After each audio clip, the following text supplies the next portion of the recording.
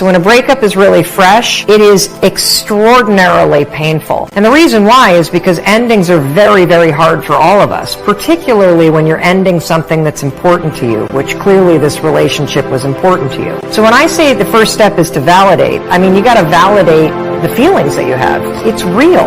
And so you got to understand that you're going to need time to process the breakup. You're going to be sad and disoriented for a while. You're not going to feel like getting out of bed. So the best advice that I have for when you need to validate where you're at is I'd like you to put Sam Smith on repeat and listen to sad songs. You might want to binge watch something like Grey's Anatomy, because what ends up happening when you validate and saturate those feelings of being sad and depressed and rejected and lonely is that the more sad songs you listen to, the more you start to feel suffocated by it. You can't stand it. You'll hyper-process it, and you'll want to move on into the next step. Move on. Straight up, move on. Forget them. They are lying, and they are untrustworthy. So, move on. Now, sometimes this can be hard, especially if they've somehow tied themselves into your life, especially like, for instance, you get the kids involved in a divorce scenario. You can't move on, but you have to mentally move on. You have to emotionally detach from that human, and that's hard to do because obviously they were someone that you trusted. And the reason I know that you trusted them is because they got to a point where they were able to betray your trust and destroy you. So it's hard. But the fact that you trusted them, the fact that you had that relationship, that's even more reason to walk away. It's even more reason to move on. You got to see them for what they are.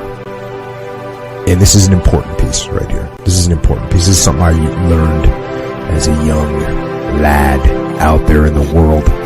That person is not who you thought they were. Right?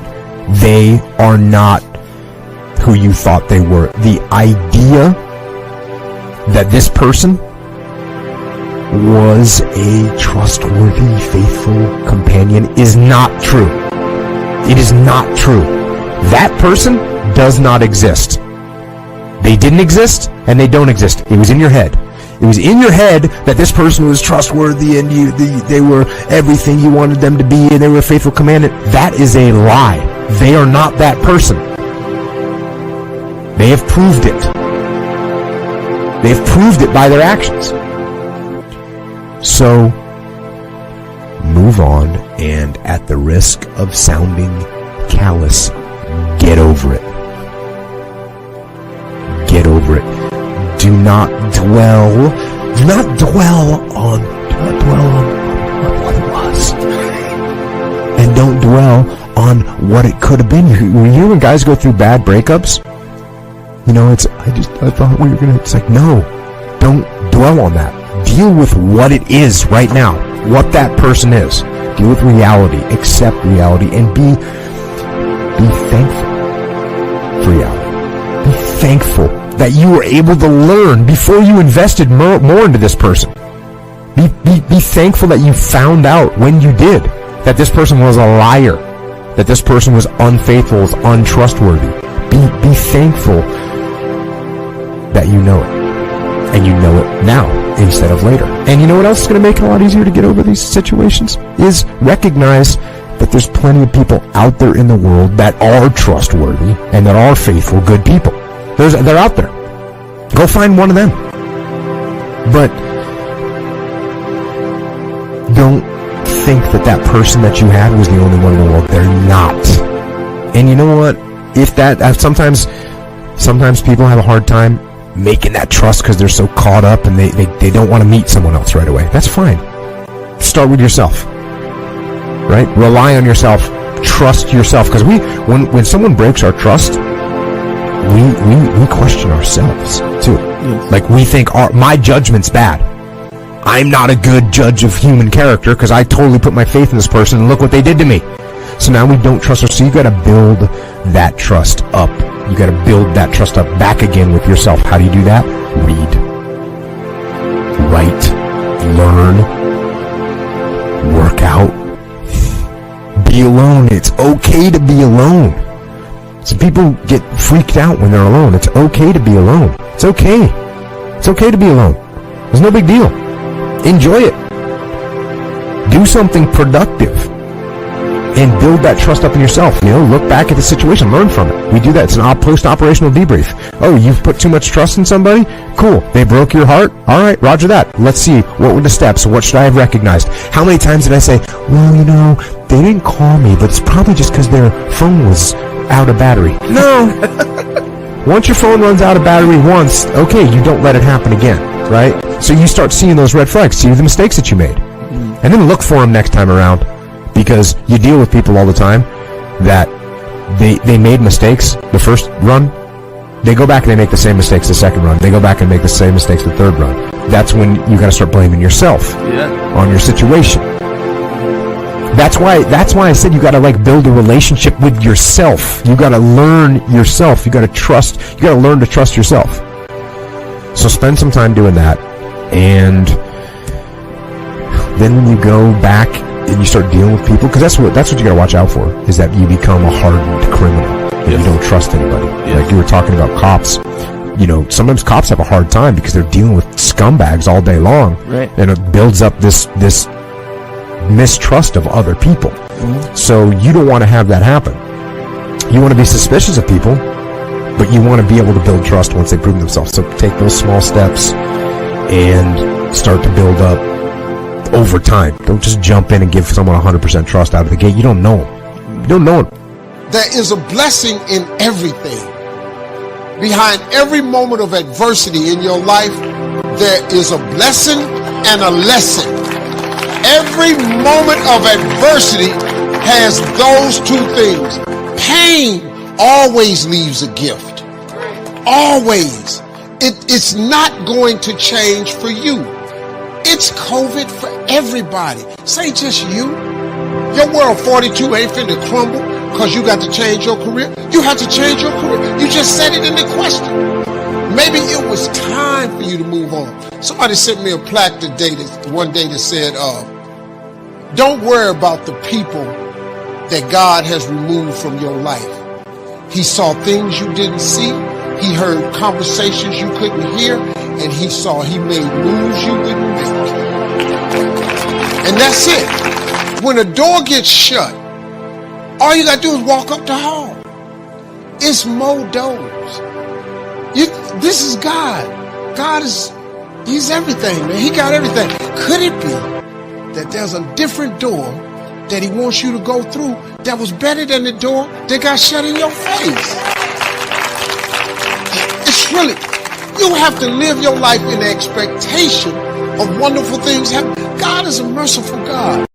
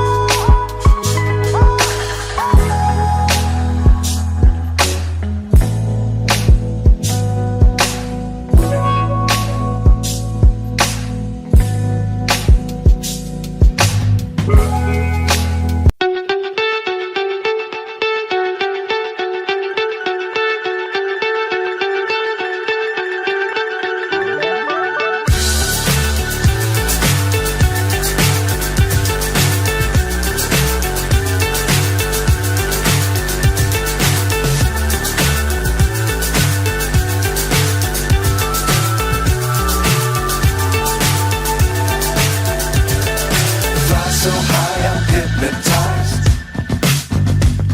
What's up is down, what's left is right. Chasing stars and holding you. I can't see the end, but we'll see it through.